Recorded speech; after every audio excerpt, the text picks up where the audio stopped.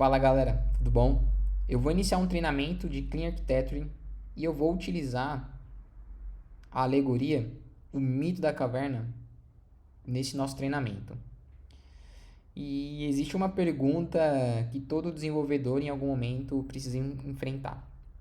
Seja você júnior, pleno, sênior e até mesmo especialista. Você escreve código ou você realmente constrói sistemas? Platão, há mais ou menos 2000 anos, descreveu algo muito curioso. Ele falou de homens vivendo em uma caverna, acorrentados, e que eles viam desde o seu nascimento somente sombras sendo projetadas nas paredes. E para aqueles homens, aquilo era a realidade. Eles não conheciam outra coisa. Agora, deixa eu te perguntar: quantos desenvolvedores hoje vivem exatamente assim, presos às sombras? E as sombras elas têm nomes bonitos, como alguns frameworks, bancos de dados, ORMs, arquiteturas da moda e algumas stacks que acabam mudando a cada 6 meses. E a gente acaba achando que aquilo é o sistema, mas não é. E para Uncle Bob, quando ele propôs a ideia do Clean Architecture, ele estava dizendo algo muito mais profundo que simplesmente organizar pastas.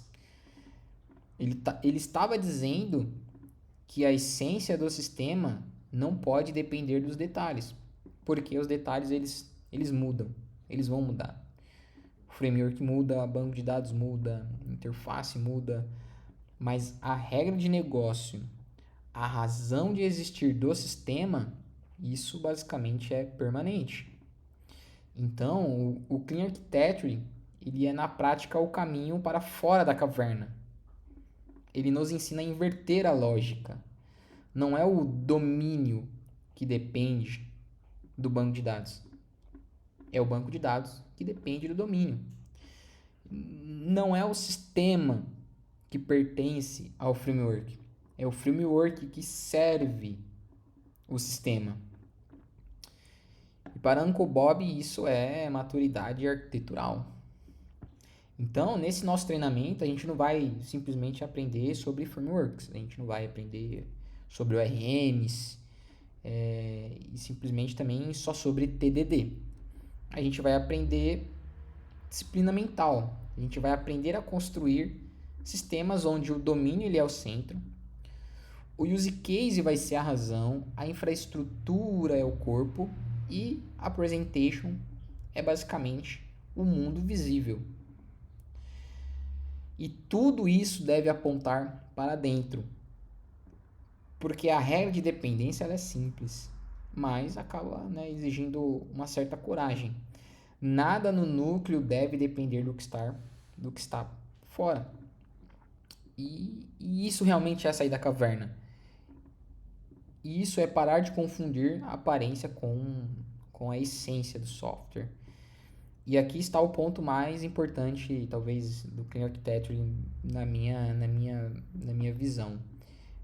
O Clean Architecture ele não é sobre camadas, ele não é sobre pastas, é sobre consistência.